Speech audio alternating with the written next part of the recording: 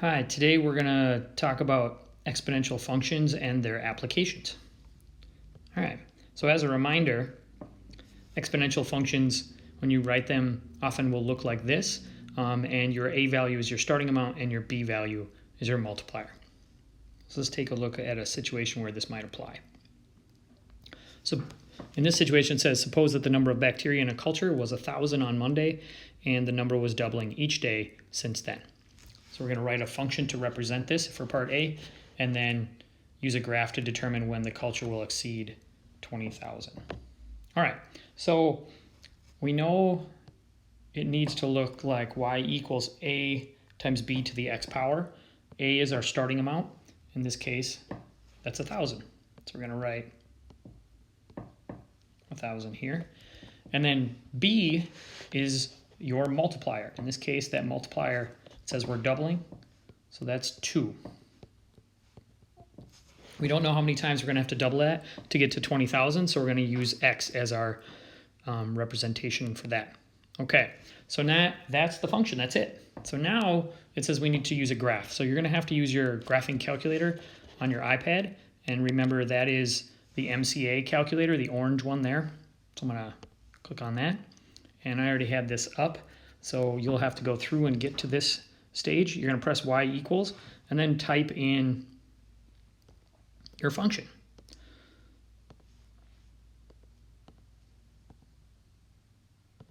Okay, so y times 2 to the x power. Then you want to, when you graph this, we said in a previous lesson here, you're going to go zoom and then you want to go to fit, so 0.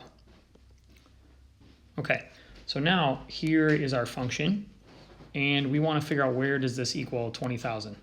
So you're going to press trace. So if you're looking at this, now you've got a cursor at the bottom, and you want to scroll to the right to try to find where you're going to get 20,000. And I got to go a little ways, a little past. So I'm going to have to go back. That's 21,000 there. And here it's at 18,000. So it said, when would it exceed 20,000? So I'm looking at the y value, that's my bacteria. X represents time. So it looks like this is the first time I exceed 20,000 bacteria. I have 21,023. And my x value is 4.39. We'll round that to 4.4. So let's go back and write that in there. It'll be 4.4. And then when you write this, we want to say, what are my units? Well, this is time, and the time here is represented by days. So this would be 4.4 days. Okay, so let's take a look at another type of situation that might arise. So exponential functions, if you are given a multiplier, you want to use this format. If you are given a percent, then you want to use this different format. It looks way weird, but it's really not. It's very, very, very similar to what we were just talking about. And so really, the only difference here is this part that's in the parentheses. This is actually just your b. It says 1 plus or minus r.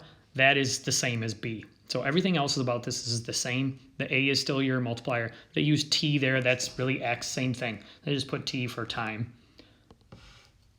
And the only thing here is when you have your rate of increase or decrease as a percent, you want to change that to a decimal. So make sure you change that to a decimal before you continue. Okay, so now let's take a look at an example that would, in which this case would apply. All right, so it says Chua invests $5,000 in an account that pays 6.25% interest per year. After how many years will his investment be worth $10,000? Okay, so when we're writing this,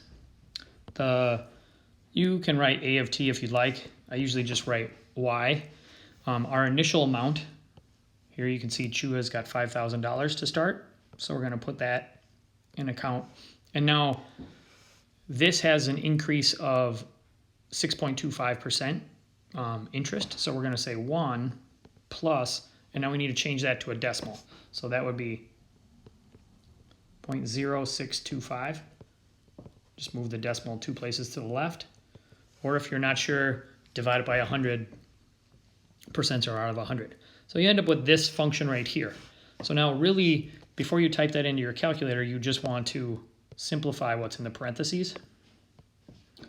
this would be 1.0625.